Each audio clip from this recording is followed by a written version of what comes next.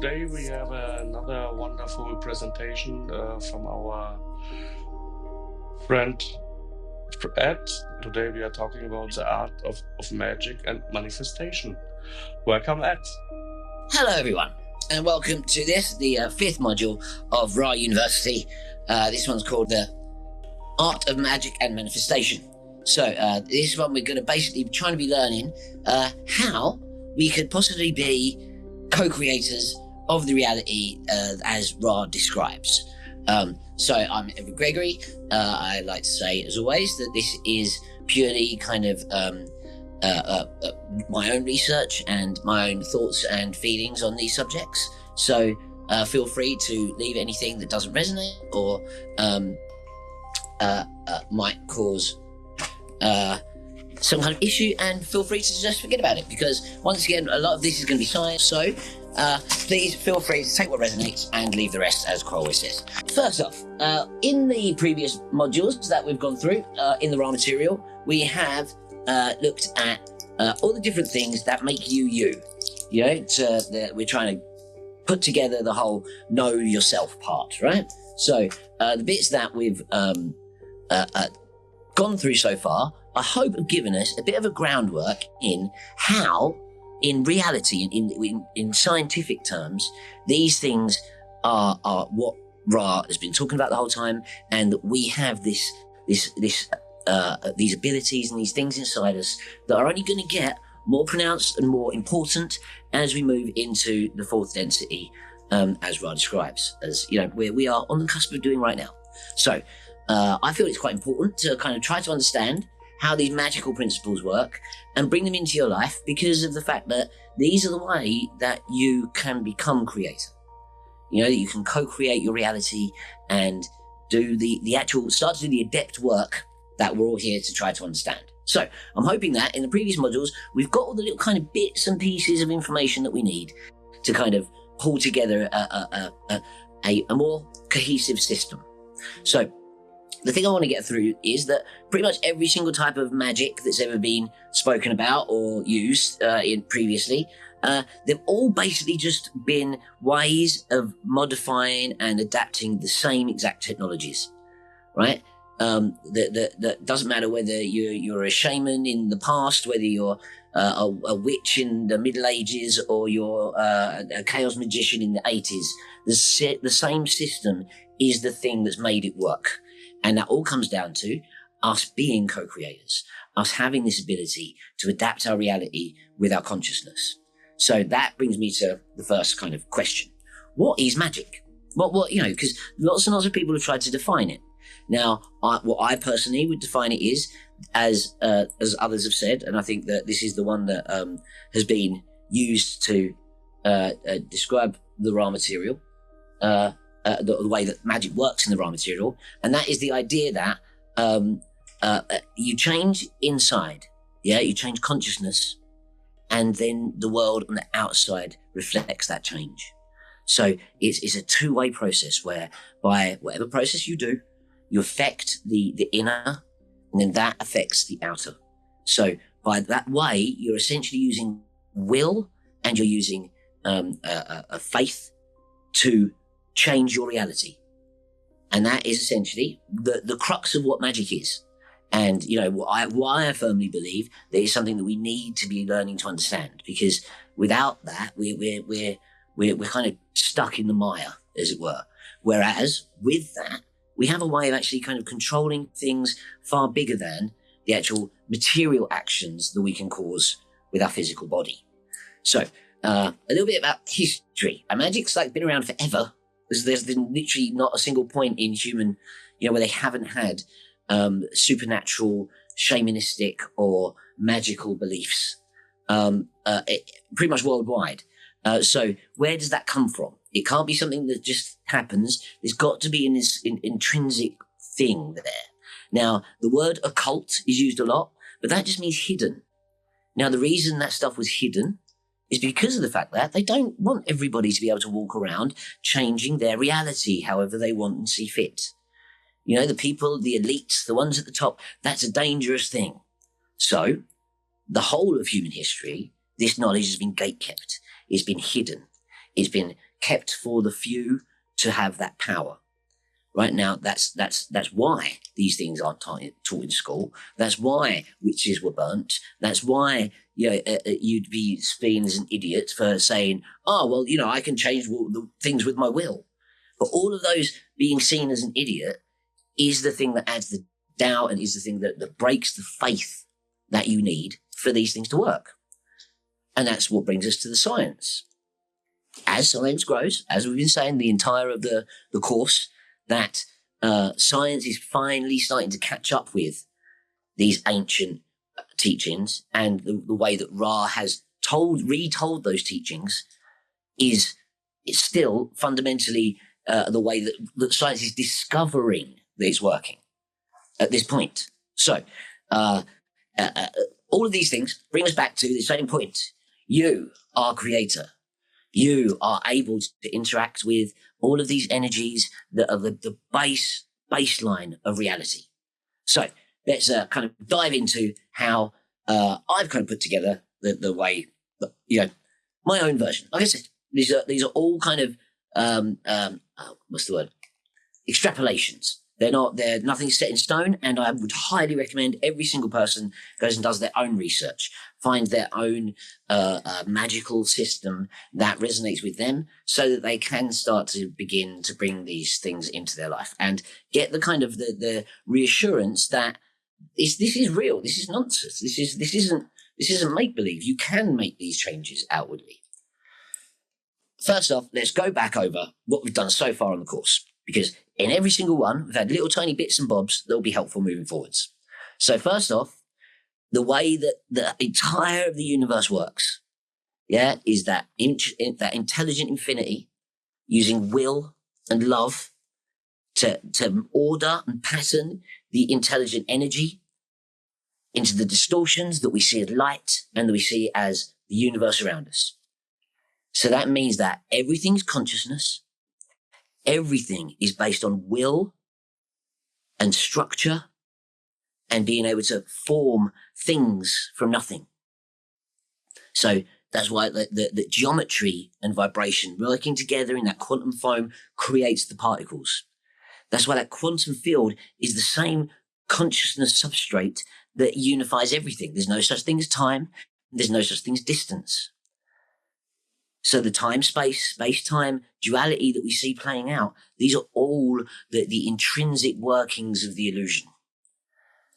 So things that we know at this point is that, if you're observing something in the universe, if you put your intention and your concentration and your focus to it, you change it.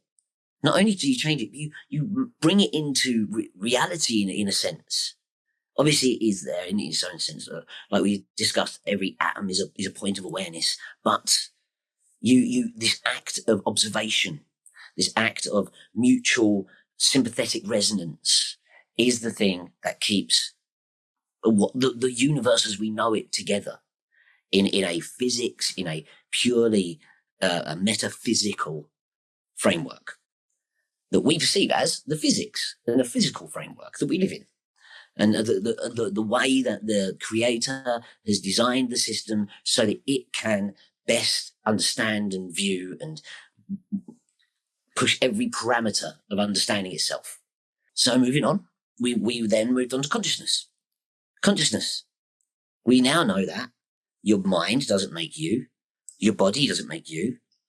You are this unbelievably huge, and you are the creator. You are everything. We all are. It's a hologrammatic system where we are all mini universes, where every single part of our choices and our decisions and the things that we do, that is the system of evolution of the universe. And the body and the mind are just ways of doing that. We explored how panpsychism and that every single point in the universe, from the atom up to us, to moving up further, is all just the creator in different forms, in different patterns, in different harmonic levels. That is understanding and viewing yourself to further evolve consciousness as it is as a whole. We also then went into what we need to be doing this crystallized awareness that Ra talks about, where we have to kind of make sure that the thoughts and every part of us is connecting up in coherence to these energy fields, to the greater fields that we're part of. You know, the kymatics patterns that affect the water and the nervous system. And then, you know, then we've looked at the physical system whereby these things are able to happen in the brain. The microtubules, those little kind of tubes that have the resonance going backwards and forwards, that act like oscillators, or they act like wormholes. The potential for just one neuron for information processing is unbelievable. Your brain runs on 2 watts of information, but it's able to do the same amount of processing as a supercomputer, like a quantum computer, that would take 2.7 billion watts. Like this, it's insane, the difference, what your brain can do. It is the most incredible little supercomputer that we know of. The biology, what your body is equally as incredible. The fact that every single part of you is made out of crystals, that every single protein, every single like long chain monomer, they're all crystals. The way that every single part of you affects and is affected by vibration, that the thoughts that you have are vibration, that the voice, the sound that you hear, the vibrations from the planets going past, all of these things affect the biological systems at a near quantum level. Then you've got to add to this thing the idea about biophotons, the fact that you can project energy outwards from your body. We know this, we can measure it now, right? Then you've got the idea that the morphogenic field, and that your body doesn't know how to grow to its shape. You grow around the spirit. You grow around that former maker body that Ra talks about.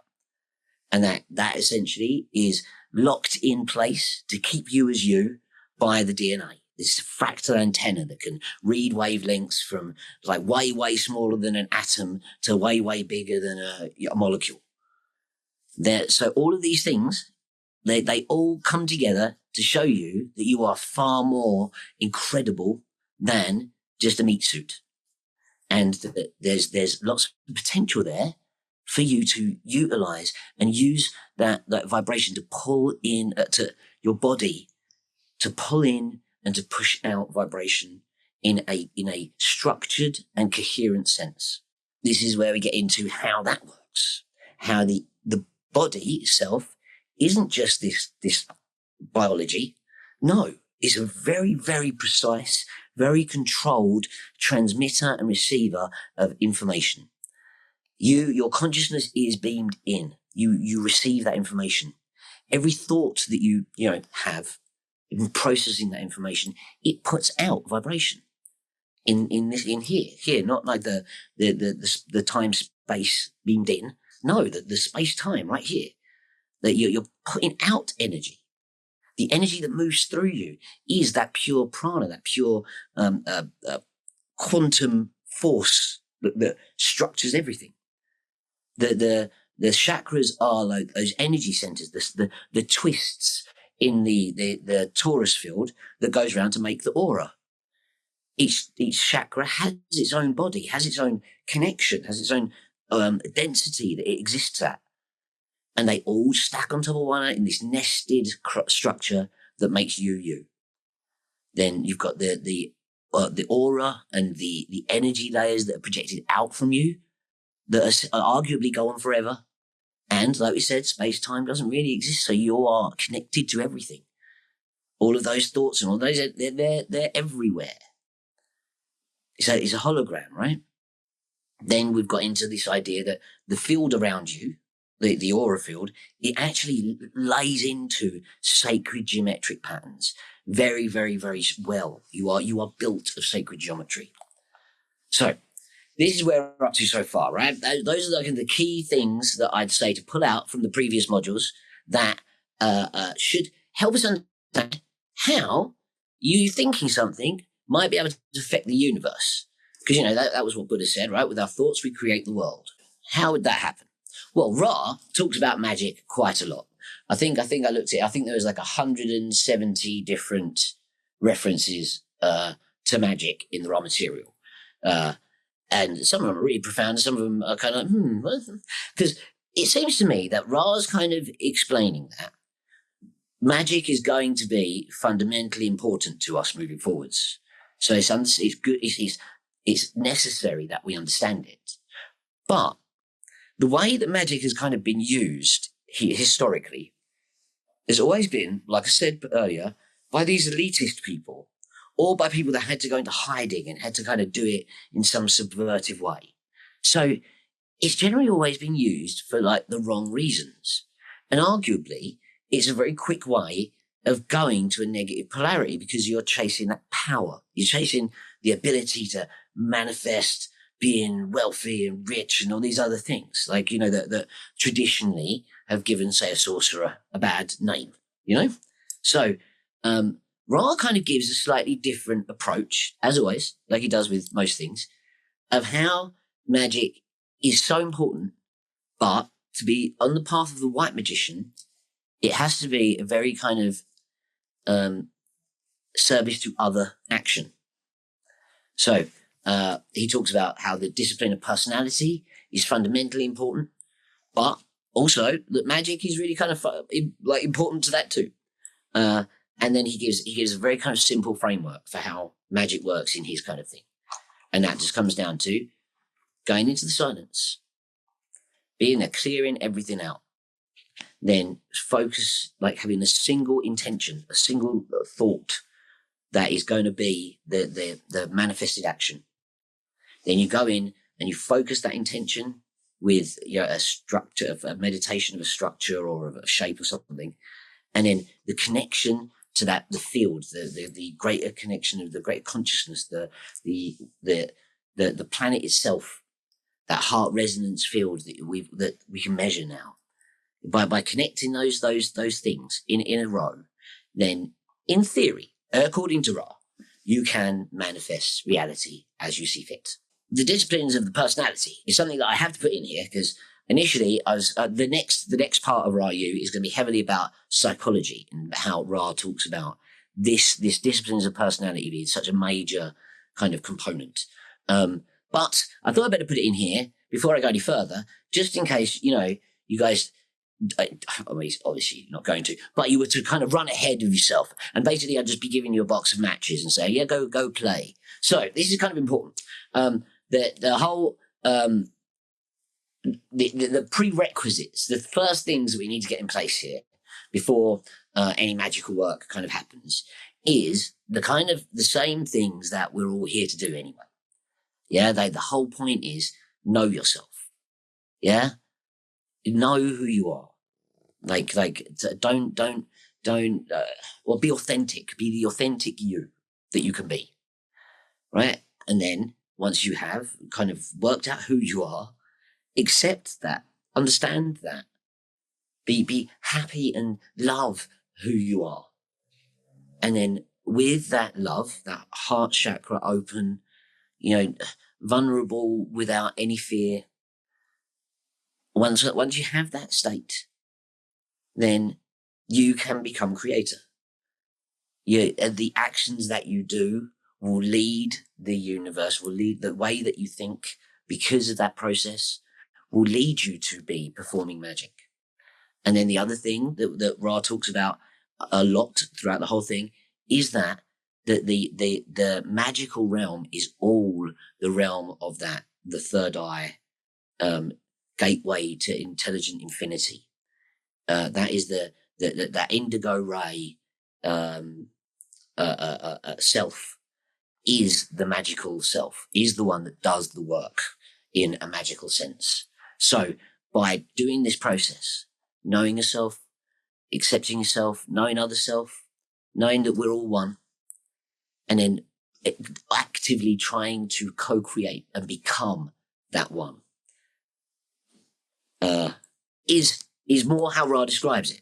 And once again, that the idea of coherence and acceptance and love being the power source, because I'd argue that we all, I hope that we're here to learn how to be white magicians, to be adepts in the path to service to others, to try to make the world a better place rather than, make the same mistakes that the past has. We're going into fourth density, let's do it differently. And magic can be such a powerful force for good as long as people are using it in a good way, which comes down to the disciplines of the personality.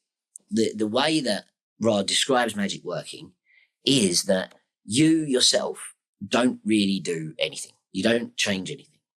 Yeah. The sixth density projection of your will, of the future self that you want to go and change and make effect in the world. Arguably you could say it's the subconscious. It's the thing that lives in time space that is the component of you. That is the actual entity, the unit, as it were, that goes off and performs the magical work. So when you want to go and change reality to your will, the one that goes and does that is the magical personality, is this higher density version of you that can go off and do these things. Now, the problem is that it doesn't really know what to go and do unless you tell it. It can't really kind of just go off and do things on its own. So you need to kind of program it. You need to give it the instructions that you want, and in a way that it will then go and do it. But but you also always have to bear into account that the sixth density idea is balancing love, power, wisdom, right? Compassion, wisdom over that pure will trying to drive changing. So what I want. So all of these magical workings from the white magic perspective need to balance those things. You are wielding power here. So you need to make sure that you do it with wisdom, and that means doing it with compassion. So all of these things link together. And like I said, we're going to get into the kind of the ethics and the polarity and the psychology of the adept in the next one. So I don't want to use too much time on it, but this is why it's important. Well, we'll see in a minute why it's really important. But there's also very specific things that Ra says we should use magic for. That he suggests that we use it in that way. One being invocation. Right now, invocation would be you pulling energies into yourself. Right, this has been done in magic for a lot, like over all of time, arguably. Most of the time it would be done with, say, a god form or a planetary energy, or I've heard it done with runes or any other different kind of energy that you take into your body in order to change it and to adapt it to make you a better person in whatever way. Now, Ra talks about it like putting on the robes of light. These robes of light essentially protect you and coach you in that magical self, that magical personality. And then once that's on, then you are ready to do the magical workings. Now, the workings that he talks about is healing, is planetary stewardship, is projecting rays out to help and to connect, to show people, to teach the mysteries, as it were. But he also says that after you've done the workings, once you've done the ritual, or you've done whatever, you need to take off the magical personality. It's not meant to be for us all the time. It is supposed to be used in that way for those workings. So that's why you have to kind of like do a banishing ritual or whatever else to remove those energies from you once you've finished doing the job. This is why I said earlier about how why polarity is important in this magical sense. Because the way Ra describes it is that polarity is the kind of the driving force. It's like the energetic fuel that we can put into working. So this is why the law of doubling works. Why? Because the more people that you've got putting in together, the more energy is available for the working. But the more polarity, the further polarity and polarized the entities are, then the more energy that they have available to put into the working, the more spiritual gravity they've accumulated, the more power they bring to the working themselves. So, for example, service to others, I hope the idea is we try to push our energy out. It's an act of service to try to help and to give. Whereas service to self, they work the other way. They don't want to give away anything. They just want to pull everything in, take. So that absorption and taking in, or the radiance and the pushing out has often been called in alchemical terms, the masculine and feminine. That positive and negative polarity has been given that kind of designation. But the point of the matter is that those two archetypal radiant or absorption, acceptance or control, they've been around for all of time as concepts, But what Ra says is that they're important because the further you are polarized, the more energy you have. If you're completely neutral and you don't do service to others' actions and you don't really do service to self actions, you're just kind of sitting in that sinkhole, not doing either, then you won't really have any magical power at all. There'll be nothing that you could use it for. I don't think that I think that the middle pillar thing is more that the way that you use the power rather than it not having power in the middle. But the idea that the further polarized you are, the more you bring to the table, I think is quite important when you start thinking about the elites and the ones right at the top. It doesn't take many of them. But then you add the law of Dublin and whatever else, then their ability to affect change dramatically increases. Arguably that would be the point for Masonic lodges. The magical personality. Like I said, this works as kind of the interface between you and the time-space parts and the universe at large. So the point is that you take it in, you take it on, you put on the magical cloak, you do the work, and then you dismiss it, right? But what you're actually taking on when you put on that magical personality is the higher self. Is the sixth density version of you that you then bring down, you take on, and then you basically give it the directions that you want to go for it to go and then change reality. Ra says that the way that any kind of magical working needs to be put together is like you use the will comes down to the intention. That comes down to how you direct, how you want the changes to happen, what effect you want to see in the world. Right now, the intention is very, very important.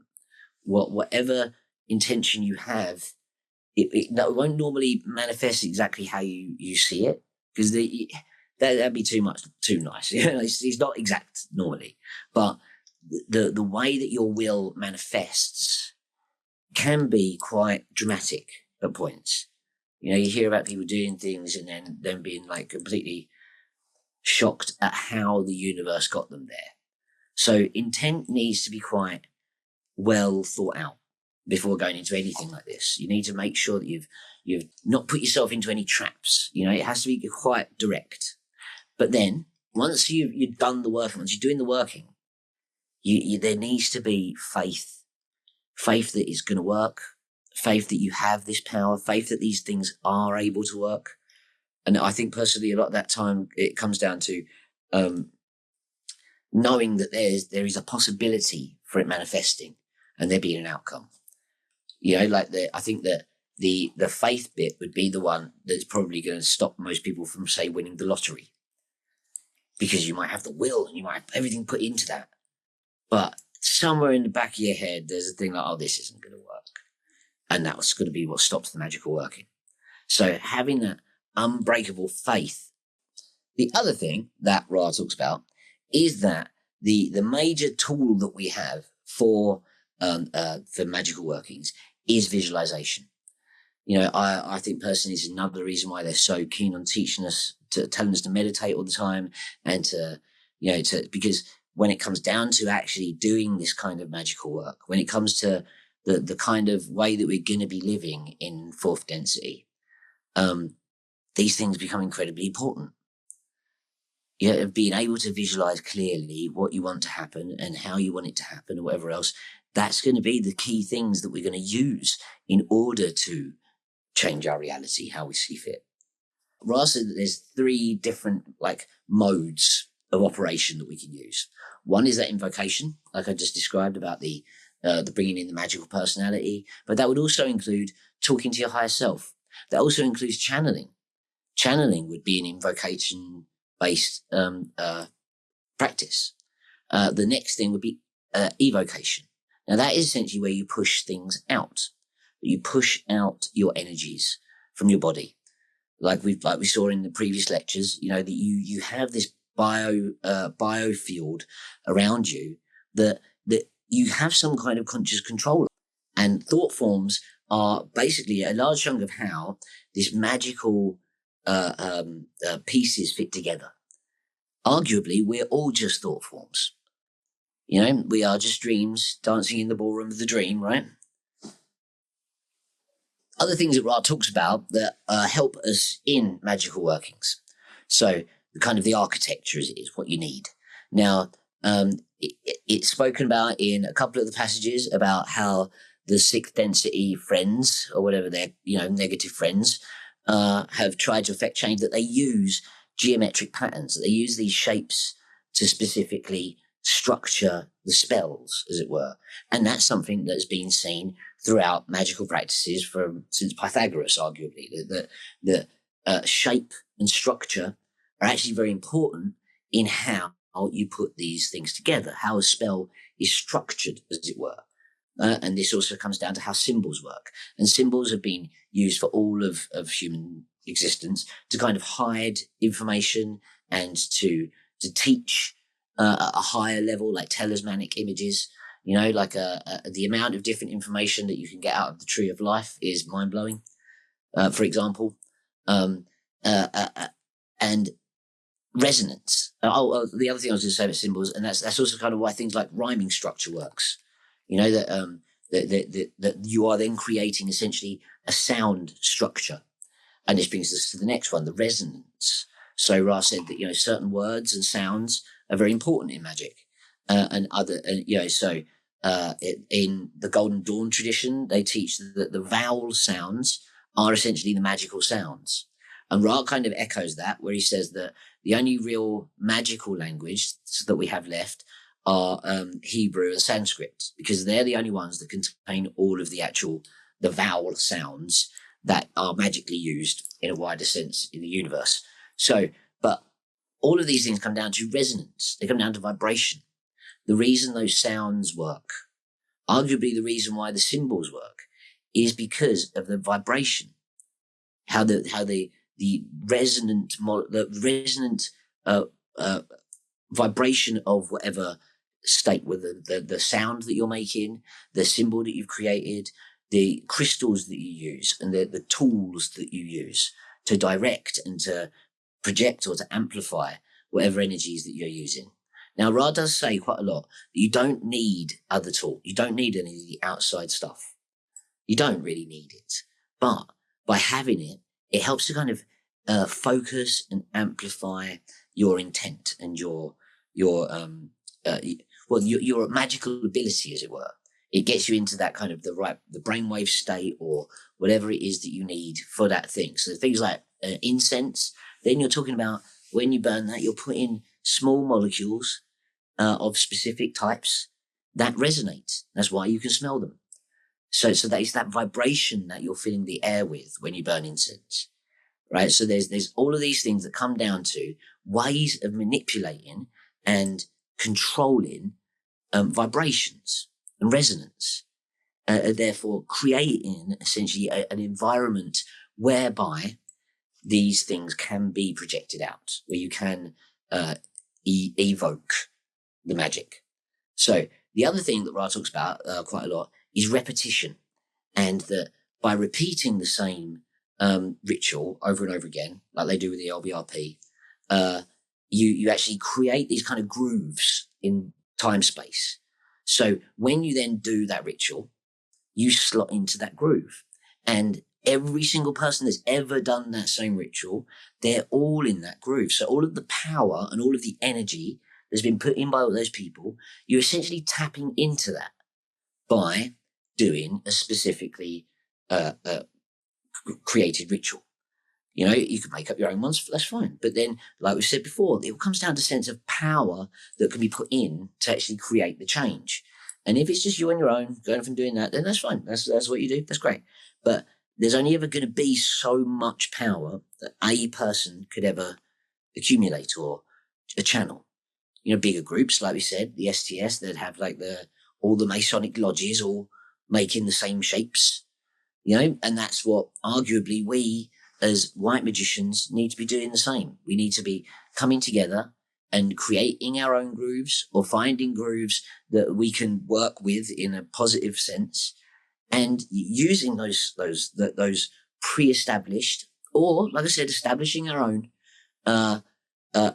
places where that energy is pulled, so that these magical workings can then be accelerated and brought into fruition to be far more powerful than they are at our current state of development. Also, like I said, the law of doubling comes into this. So the more people you have, it doesn't just, kind of amplify it. It wholly,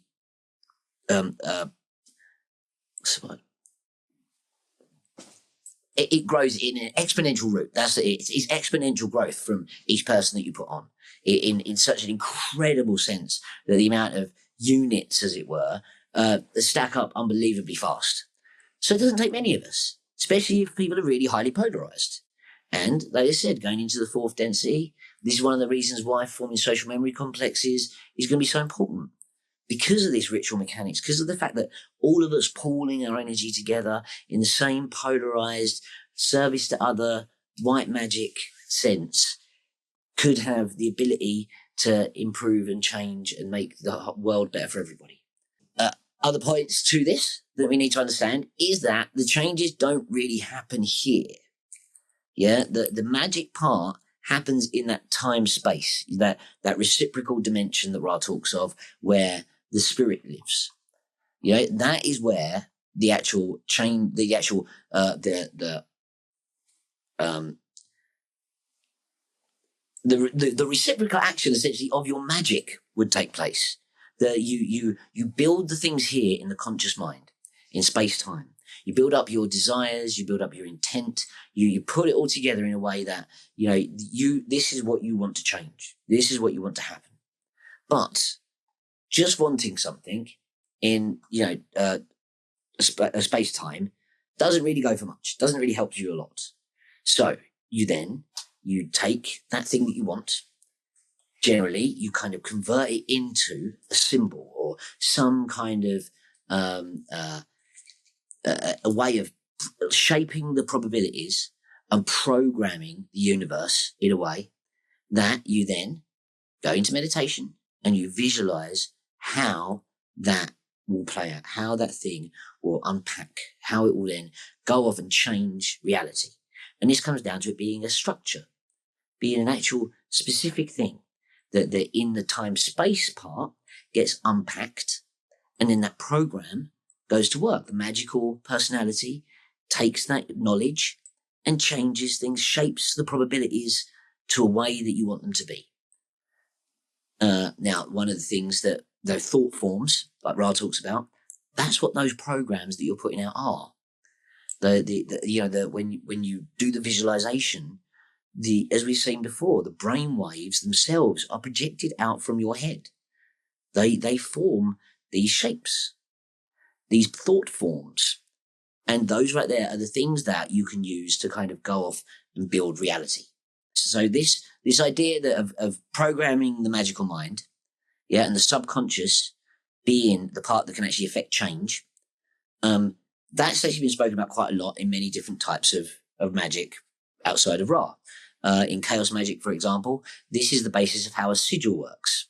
You put your intent into that sigil, and then, you go into meditation to kind of pass that over to the subconscious, magical self.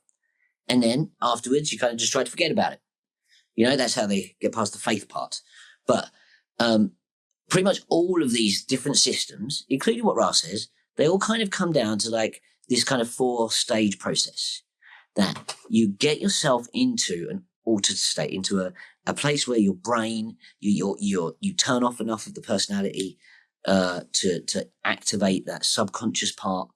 You then have some way, some program that you're passing around, so that the intent, the will, has a way of being like communicated.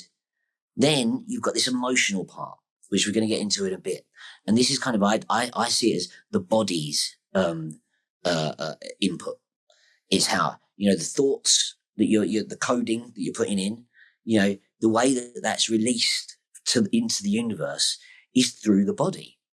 So the emotional part, the kind of vibration, the resonance that you are at the time when doing the transmission is vitally important in how these things kind of are projected out, how that evocation part works, how you can push these things out of you or attract them to you, as we're going to see with the manifestation part in a bit. As I mentioned earlier, all of these things that we talked about, they're fundamental to pretty much every type of magic. Well, at least I've looked into. If you go really far back, shamanism and kind of really, really early spiritual practices, a large chunk of these they relied on this same thing, this altered state, the pulling in of information from your ancestors or from nature to teach you something, to then you bring back it to the world, to your tribe. Then moving forwards, when you had kind of the rise of Christianity and a lot of like those kind of the really ancient beliefs, the natural magics, they kind of became demonized and forced underground. Then it kind of became witchcraft, as it were. And a large chunk of the time, witchcraft comes down to bringing in kind of deities or, energies that are far stronger than you and far bigger to be able to then go and do that work for you. And now arguably we don't need them. The magical personality is us. So in Hermeticism, and the way that works is you've got angelic presences that would then go off and help you or aid you, or you'd invoke to do work. But in chaos magic, which is something I really kind of like, because I think that's one of the easiest ways of seeing that you're the creator, it says that you don't need any of those things. You don't need gods, you don't need angels, demons, blah, blah, blah, blah, blah. What you need is the magical personality, like what Ra says. The subconscious mind can do anything if you can speak to it properly, if you can give that intention over. Now, if you talk about any kind of spell, any kind of magical ritual, every single one of every type of magic ever, all they are is creating that place in which you can create the thought forms, the vibrational resonance that this piece of wood and this stone and this action does. Arguably, the actions don't matter. So in chaos magic, there's this brilliant thing that basically all you do is you set your intention and then you have an arbitrary process. As in, it doesn't matter. It does not matter what ritualistic practice you do. Yeah, the arbitrary process is just a way of communicating to your body that this process here means that this is going to happen. And if you do that process, then, you wait in expectant faith that what you wanted to happen happens. So you don't actually need any of the stuff that magic's been using forever. You don't need the symbols. You don't need the gods and the effigies. But they've every single one of them have just been doing the same process. Yeah, by invoking this energy or that person or whatever. All they're doing is they're aligning their own will to be able to be projected out to make these changes. Don't get me wrong, there probably are lots and lots of entities out there that have helped them or helped them be able to do that. But that's what they'd have been doing anyway. That's the way that it works. speaking of the way that it works, how does this work in science? We're losing track of science here. This is kind of the point. Bring it down to kind of observable stuff. So, as we've already said, the observer effect is how reality is kept in place. So, arguably, by doing the time-space work, that could be a very easy way of explaining how we are able to manifest everything. The interaction between will and intent is the thing keeping things in reality. Why could we not affect those things? What's the difference between them and us? We're all creator. So why would we not be able to modify and change those things? Like Ra says, why could we not speak to the stones and get them to build themselves into a pyramid? Then, you've got this idea of the quantum handshake and time not existing. So what does that mean? Does that mean that you can affect things in the past and affect things in the future? I'm not going to go into it, but I had a very strange past life experience where I interacted with my past life. That's the same way that the sixth density self interacts with us. Retrocausality. So once again, we've got scientific bases for how these things can work. Then you've got this whole idea of the coherence thing, that your heart can connect up and balance to the wavelength of the earth itself. And that acts as to amplify and to make those conscious decisions and that will so much more effective. And like I said, all of these things over and over again, no matter where we seem to be looking, sacred geometry seems to be fundamental to all of them. From the physics up to kind of how you project your will. Let's talk about these brainwaves and the coherence field thing. So it's been shown that different types of kind of magical work, same as different kind of meditation, they specifically are associated with different brainwave vibrations. So, with alpha wave, when you're meditating, that's generally what you do. You step into alpha wave. That is how you visualize. That's the standard brainwave patterning that you have when you're visualizing. Now, for manifestation, it's been said that you need to step that into a theta brainwave. And the theta brainwave is the one that would then lead to you being able to manifest things. And the sixth density self you would essentially be running at a gamma brainwave.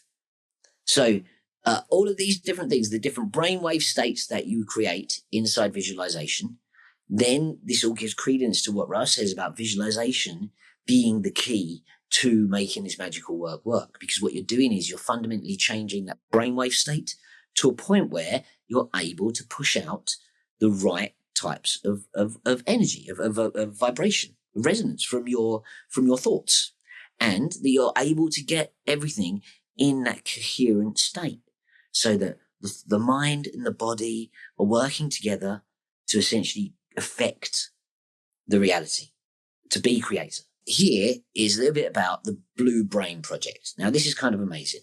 Now, if you look at the first picture on the top left, you'll see that there's patterns of neurons, right? Now, the red ones are neurons. You see how incredibly complex that is, just how many there are.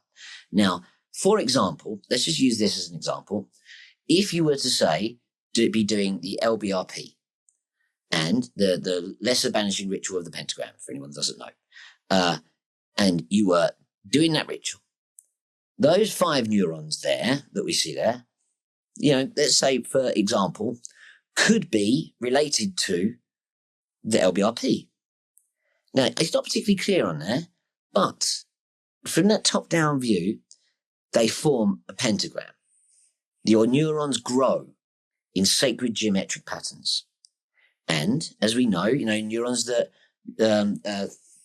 think together, link together, or whatever the saying is, if you got if you get that pentagram shape, and then you have the neurons firing between one another inside that pattern, what shape are the things projected from that going to be? Because they're going to hold that same coherent shape and pattern that's created by the energy moving down the axons, the big red lines there. So the Blue Brain Project is basically this thing. I think it was in Switzerland where they tried to get a computer program that would build how brains work inside the computer. So it's basically like, think of a big computer simulated brain. Yeah. So what they found really strangely, as they were going into it, is that the neurons themselves order themselves into sacred geometric patterns, and that it's not only whether they whether they link together, they fire together. No, in fact, the vibrational resonance from one neuron could activate those other 5 without any contact between them.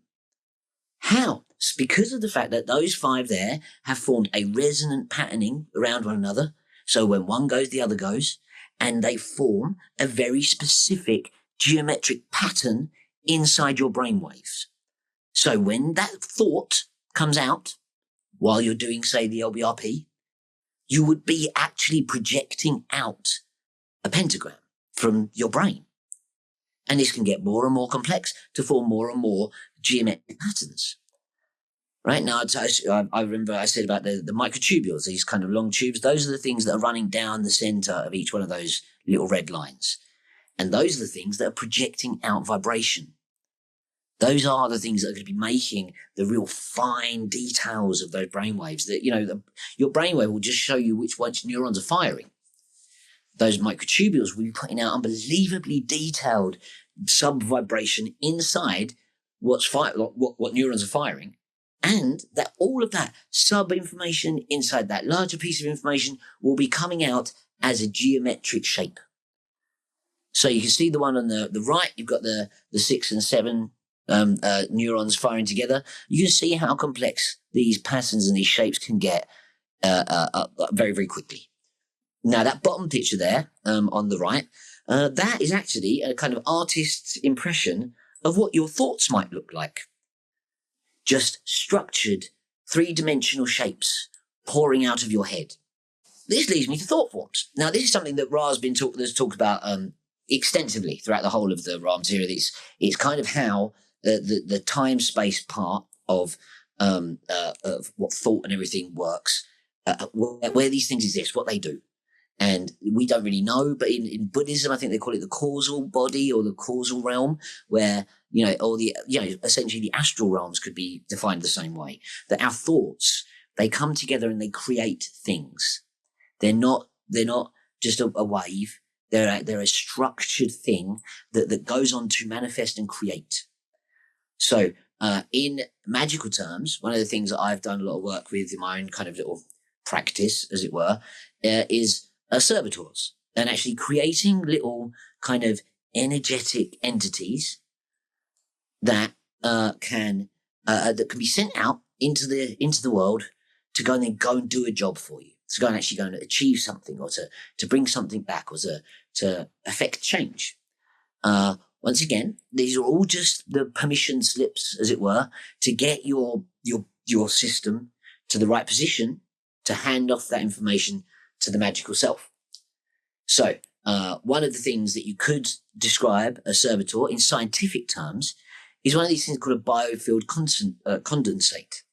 Now, this would essentially be the idea that you could make like a plasmoid, like a specific shaped condensate of your own energy that you program and you send off. There's another idea that you could actually shrink that down to essentially being a specific photon that you can push out because your body produces biophotons. You produce lots and millions of them.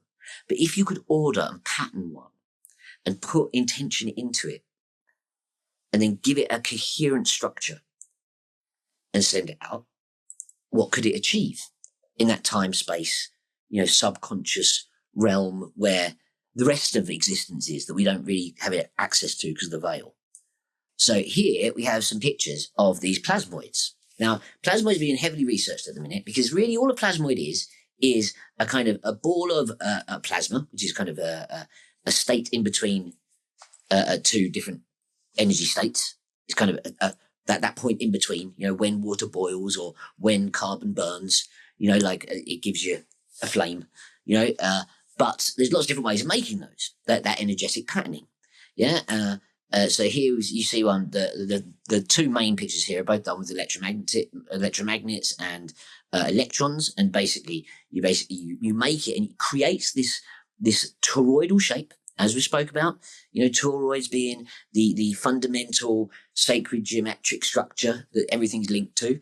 The electromagnetic interaction can create these toroidal shapes, these little like smoke rings that, if you can get the geometry right, remain stable, and they will keep rolling around inside themselves as that little smoke ring for quite some time.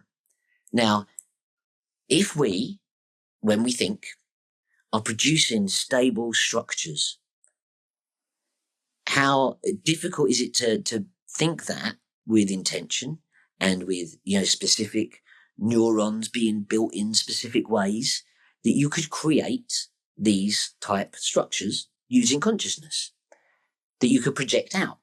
Now, this one at the top, at the top right, that is actually the same kind of electromagnetic wavelengths that you'd be talking about with biophotons.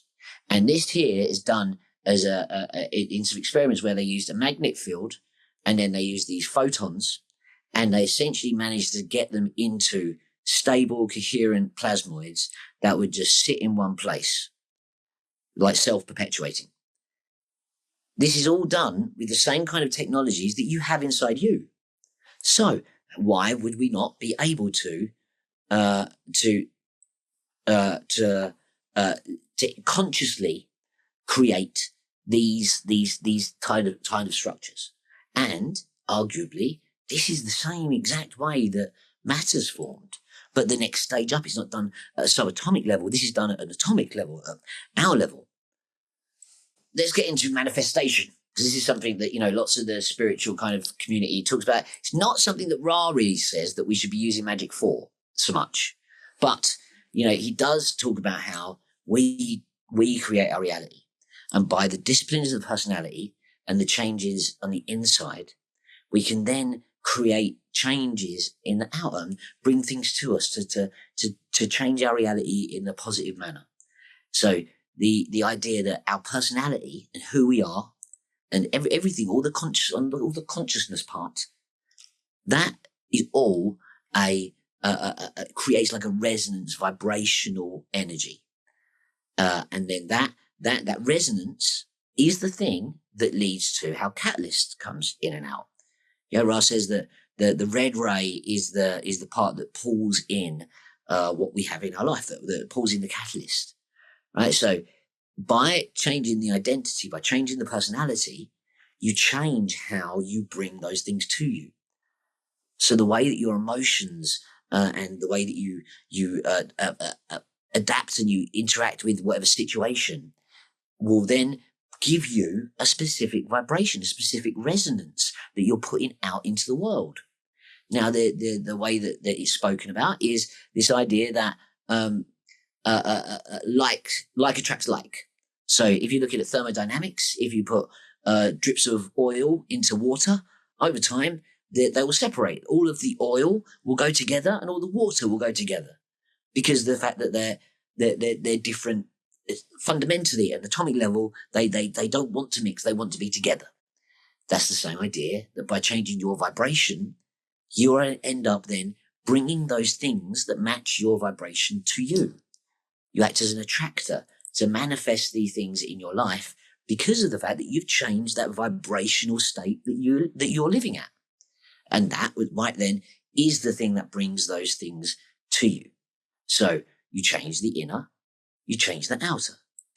This has been written about in lots and lots of things. I'd highly recommend going and looking at The Secret. This is like the main book that people look at when they hear about the laws of attraction and manifestation and stuff. And this all talks about how your thoughts are these attractors, are these things that bring the stuff to you. The emotions are the thing, that the resonance that we use to kind of get that vibration. It also talks about probabilities being shaped and by focusing your intent. And And once again, like I just mentioned, the kind of vibration that your personality creates. Oh yes, they also talk a large chunk about how one of the most important things for manifestation is gratitude and feeling like you've already got the thing. You're actually already passed the test, or you've already yes. The gratitude that you would feel if you had got it is one of the main key things to getting it. The other thing I wanted to speak about was the silver mind control technique. Now, this is something that it came out in the 60s. I'm not really personally that sure about the ethics involved in how it got made, but yeah, I'll leave that to your own ideas. There's lots and lots of really cool tips in there, though, like this idea that of moving between the alpha and theta is the kind of the way that your magical workings would work.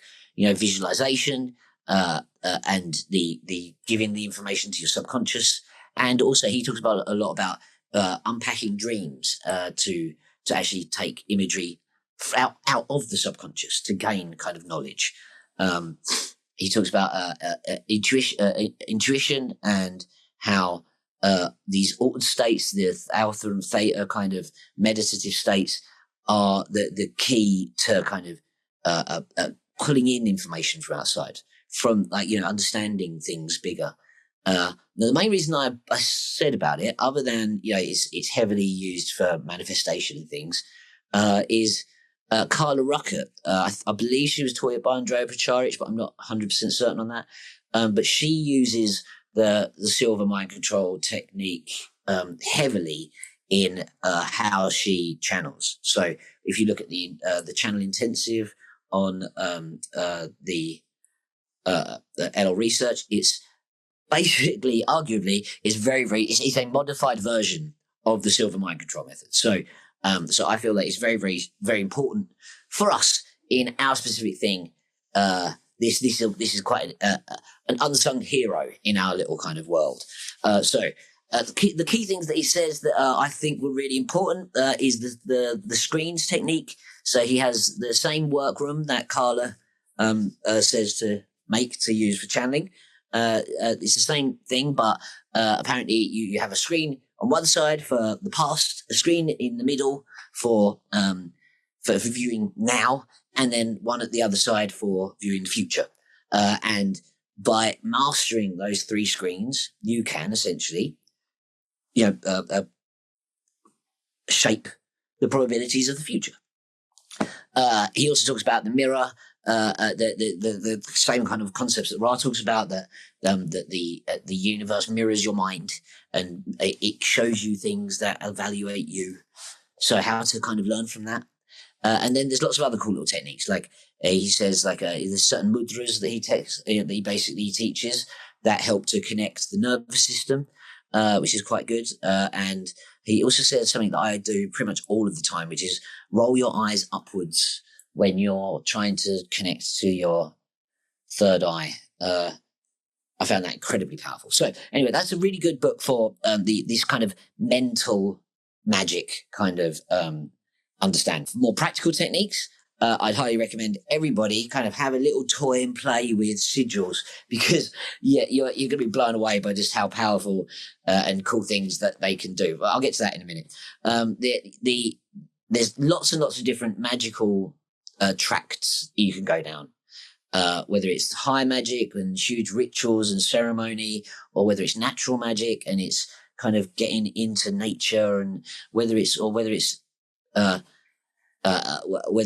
astral projection or lucid dreaming, whether it's connecting to your higher self and automatic drawing. I'd highly recommend that we all just try some stuff, experiment. It's the only way that we're going to be able to get to be doing adept work is if we've got some confidence in how these things can work. So here is kind of a little bit about sigils. So I really like sigils; they're really cool. So at the top here on the top right, you can see those are all of the archangel symbols, sigils, and then the yellow one in the middle is the kind of combined angel. It's kind of, I think it's from the Greater Key of Solomon, and this is basically kind of the way that in the old paradigm, you would call entities to come and help you magically.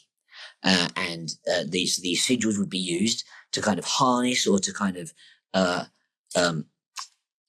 order the vibrations in a way that these entities would go and do your will. Now, the way a sigil really works, in my opinion, is it's just a way of creating a spell that you then pass to your magical personality. And at that point, it can then unpack it and do the work. But it doesn't need to be the whole thing written out. Like that's going to confuse it. It's going to make it all terrible. So really all you need is a little symbol, right? And the less that your conscious mind knows about it, the better, arguably, because, you don't want the conscious mind to interfere. So over here on the top left, you've got what's the center part of the Rosicrucian cross. And that's got every Hebrew letter in a kind of little rose pattern, like the rosy cross, right? Now, if you were to write out your word that you wanted to, that your spell that you wanted, then you go through the process of removing the vowels, the magical sounds, and you convert into the consonants. Then you go through and you can literally create your sigil just by drawing a line on the cipher of the rosy cross. And then you'll get like a weird little pattern like you see in the middle at the bottom, which is just a kind of weird line. But all that weird line is you connecting up the dots on the cipher. So then you can convert any word, any sentence into a very small little pattern. And that small pattern is the thing you take into visualization, is the thing that you pass to your magical self so that they can then unpack it and go to work. Now, it doesn't need to be these kind of really simple patterns, but the more you obscure it from your conscious mind, the easier it is for you to forget all about it and not interfere with it by thinking too much at a later date.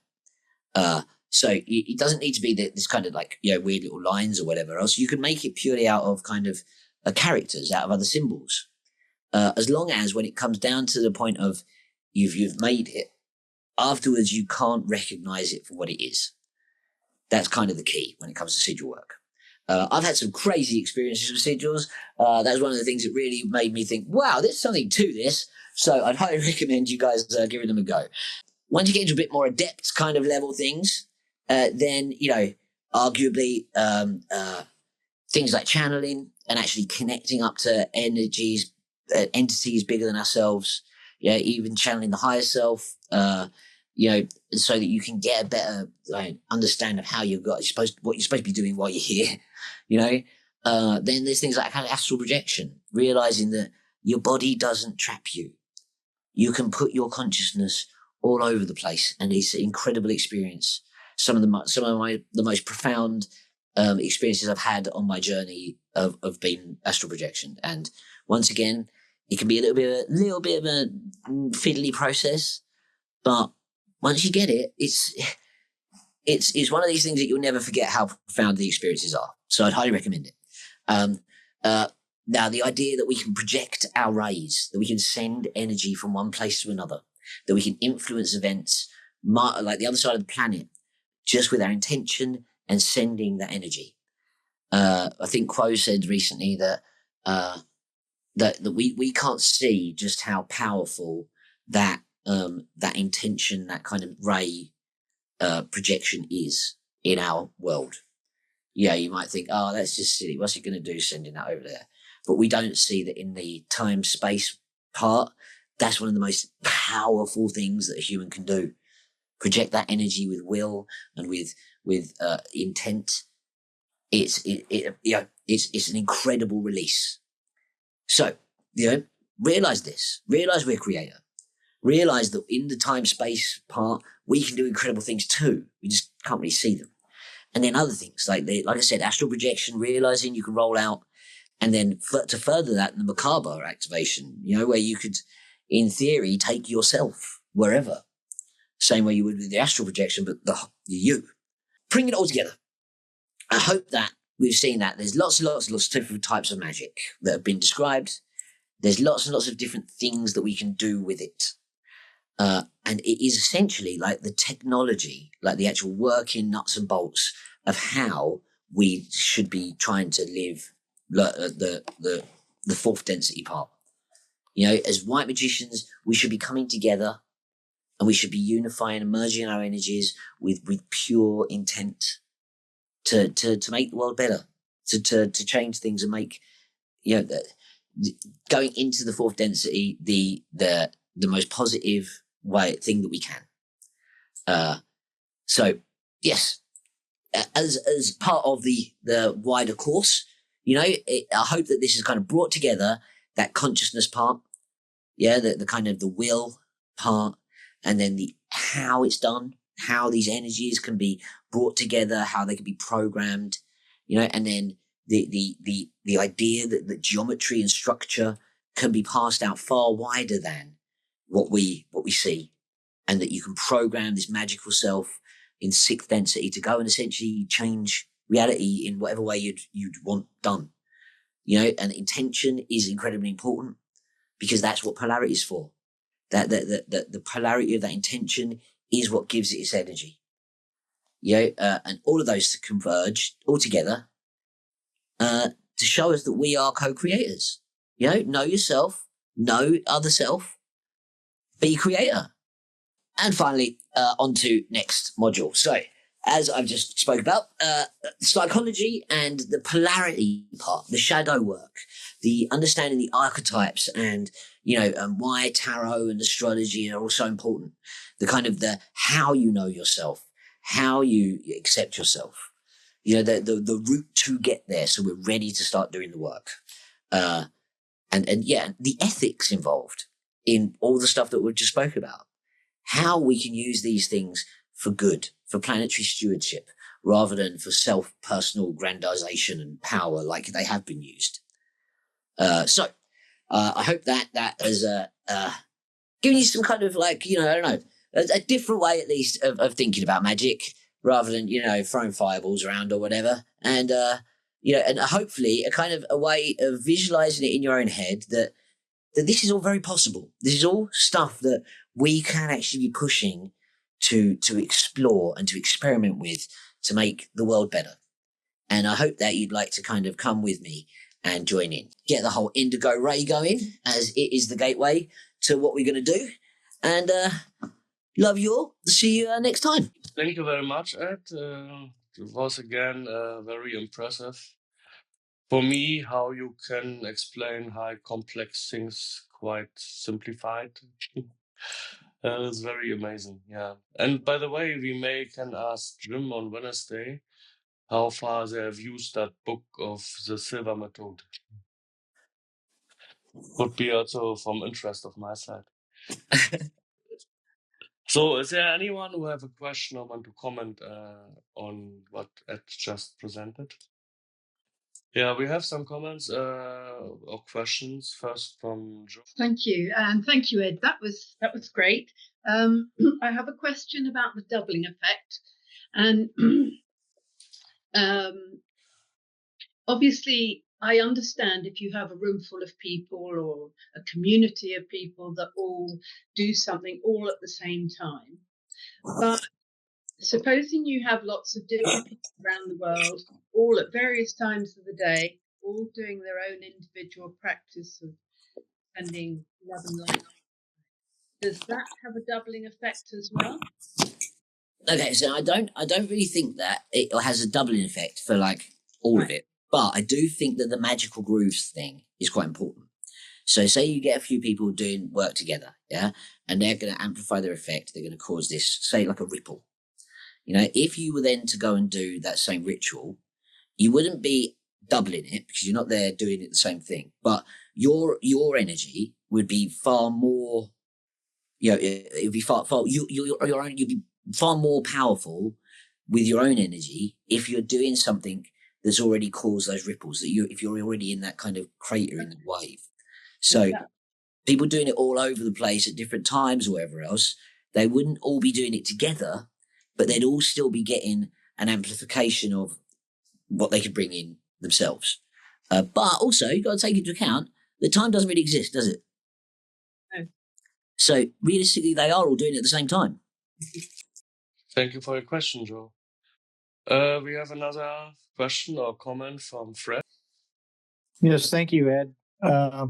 That's very, very good descriptive analysis of everything I heard.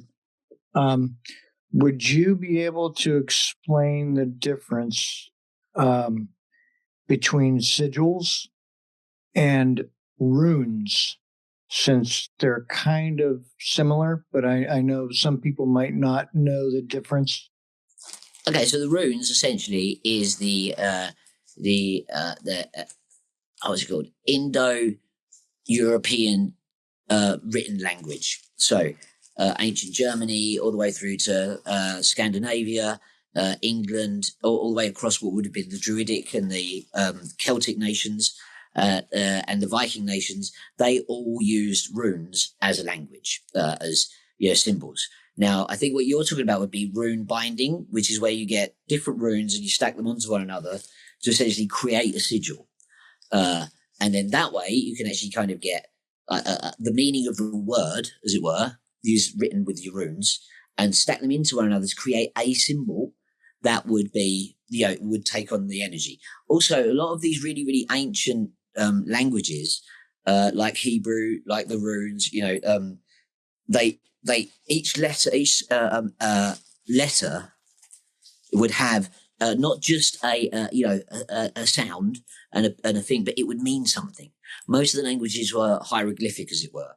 So, each rune doesn't just have, it's just a sound and a pit and a what. It has a whole massive ethos and understanding around it. The way the runes were described is that each rune is basically a chunk of the universe. And if you lay them all together, every single rune together, then it makes a map of reality. So by taking out each rune, you've got a little piece of reality that you can then use, right? So that's why the runes and other like Hebrew and whatever were used as magical languages. But a sigil would be where you combine loads of those, where you use that language to then create a symbol that is kind of hidden in its meaning, unless you know what all the bits mean. Unless you've got the cipher that you can lay the pattern over, you've got no idea where those letters are. So it comes down to a way of hiding your spell in a symbol, and that could use runes. You could use runes as the language on the sigil. But the runic Celts, they had a way of essentially sticking the runes together in certain ways to then give them wider meanings. So that would be essentially the difference. Thank you. Ed, you want to give us some closing words for today? All I hope that I've got across to people is that you're a creator. There's no difference. You have the ability to affect whatever change that you might want to do. The only thing that holds us back magically is our lack of imagination. So, I hope that everyone. I hope, if anything, I've sparked a little bit of an interest to go and try to get some people together and just try to do some kind of positive magical working. That next time you have meditation together, that you sit around, try to turn it into a white magic ritual. Because that's how we're going to experiment. That's how we're going to learn. That's how things are going to grow. That's what we're going to be relying on in 4D. Manifestation is going to happen so fluidly. That's why we need to understand ourselves. That's why we need to control that personality. Because you can't be thinking horrible things if they're just going to happen. You don't want that. So, yes, I hope that, I hope that I've helped you someone. Be of service and all that. Love you guys.